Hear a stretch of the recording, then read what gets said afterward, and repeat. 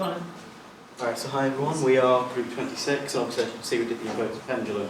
I'm sure you all saw the equipment on the opening week, but if just to remind you, it's basically a cart on a pulley-based system with a freely swinging pendulum, and the idea is to get the pendulum to the point where it's facing up and to stay up using a PID controller.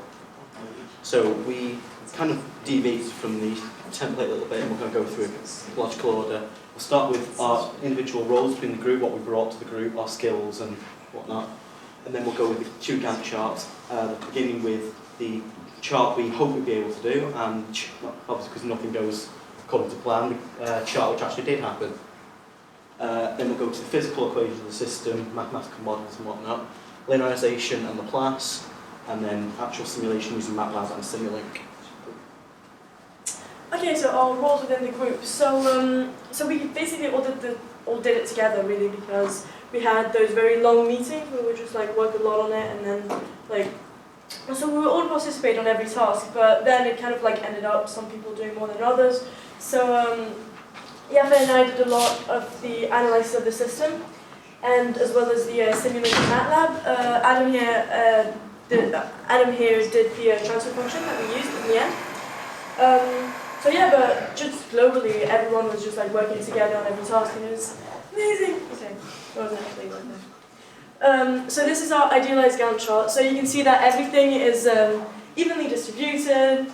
We were just planning on ending by the presentation. We planned 2 experiment phases, and then in the end, that happened. So you can see that everything kind of got moved towards the deadline. We only had 1 short experiment phase, was enough. We spent a lot of time deriving the equations and working on Laplace and the linearization, because we did several mistakes that we had to correct. And yeah, we had 19 meetings. So this is the diagram of the system. So those are 2 diagrams that we found. So there were 2 equations of the system. So the first equation we found it by summing all the forces on the cart and summing all the forces on the pole separately, and then assembling them in the end. So for the cart, there's 3 major forces: friction. So there's friction, and then there's the force that is the electric force applied on the cart, the driving force, yeah, and the force exerted by the pole. So if we replace those values by their equation, so for example, v and the derivative of x for friction. So if we replace everything, we get that first equation. So we do exactly the same thing for the pole. The forces acting on the pole are the horizontal force that actually makes it spin, the centripetal force, and the force exerted by the cart. So yeah, and if we do exactly the same thing, we get this equation. And if we replace n here, so if we replace n in the first equation by everything in the second equation and rearrange everything, we get this one. So this was our first equation. The second equation has been done by doing 2 things. First of all, we sum the forces that are perpendicular to the pendulum, because this makes it a lot simpler mathematically. So the P, which is the force applied by the cart, N, well, you can see them all there. The weight, the horizontal driving force, and the net force. So all the sins and the causes are made so that all the forces are put horizontally, so that we can add them up. And then we sum the force around the center of the pendulum, so this part. So then again, you see P and N, which are times by L, which is equal to the negative opposite direction as the torque. So if we add both sides and multiply this by L, we get the second equation of motion, which is right here. So as you can see, those equations, so this one as well as that one, both have 2 outputs, which is x and theta. So since we can't actually derive a transfer function from those equations, we had to linearize them around when the pendulum is here.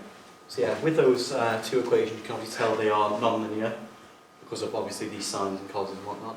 So because there are 2 points of interest or operating points of the system, namely where the pendulum is hanging freely and theta is pi, and the point where the pendulum is pointing upwards and the theta is 0. Because we are mainly focusing on pendulum being face up, we went with theta equals 0, and in this case sine theta is more or less equal to theta, cos theta is more or less equal to 1, and the square of the derivative of theta is 0. So in doing that, we replaced obviously those relevant terms in the previous equations to form these slightly simpler versions. And then I'm not going to patronise anyone by explaining Laplace, but as you can see, we take Laplace of the two equations, rearranged so you could substitute equation 1 into equation 2. And then we did this so we could eliminate the displacement variable, because it's technically a single input, multiple output system, but since we're only focusing on the angle, we decided to make it a single input, single output using one uncontrolled output. And we did that obviously by substituting, which gave us that mess, which we then got into this rather complicated equation. As you can see, we've used these coefficients at the bottom, which we would then put into, as Yafei will show you in a minute. Hi guys, I'm Yafei Zhao. Now it's my part to introduce the rest of the PowerPoint, which is the use of MATLAB and simulation of the system.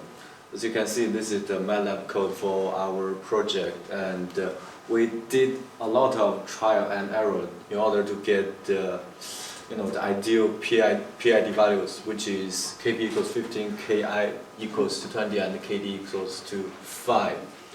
So this is the Simulink model for the system. On the left, the top side is the block diagram for our project. It's a closed loop simulation, and in the middle is the PID control, the value setting for the PID controller, and the bottom is the transfer function part.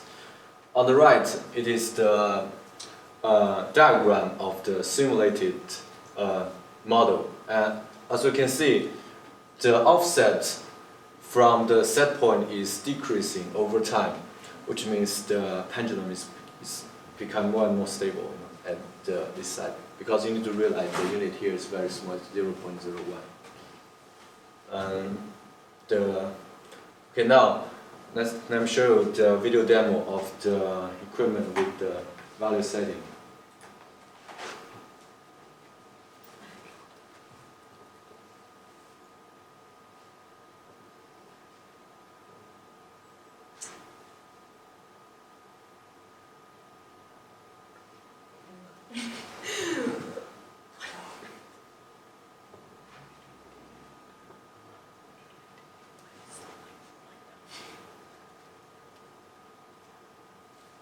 So it is a little bit oscillating because maybe the Ki value is a little bit too high, but anyway, it is stable for the pendulum part.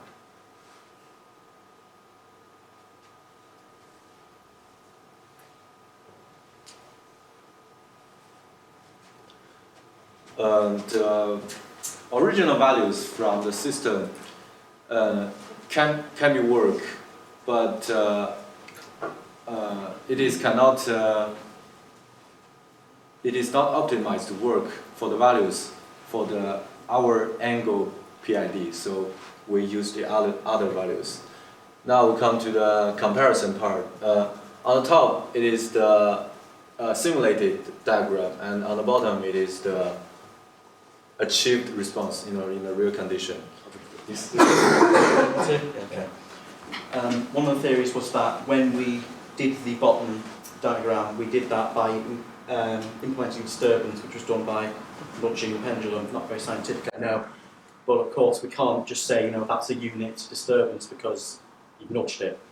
So that's one obvious reason. Another reason would be that we took the force instead of the input voltage because we couldn't find a way to map it directly. So of course we didn't have a scale factor for that, meaning that the scale of the two graphs would be out. But I think we'll agree that the actual settling time is very similar, so our simulation is reasonably accurate in terms of the shape of the graph, the convergence, the time it takes to settle, and so on. Obviously, in references to have the feedback sheet, which most people tend to use, and a couple of useful websites. Number one being the MathWorks website, who obviously made MATLAB and Simulink. So a couple of tutorials for that. I think that's everything, so thanks for watching. Do you have any questions?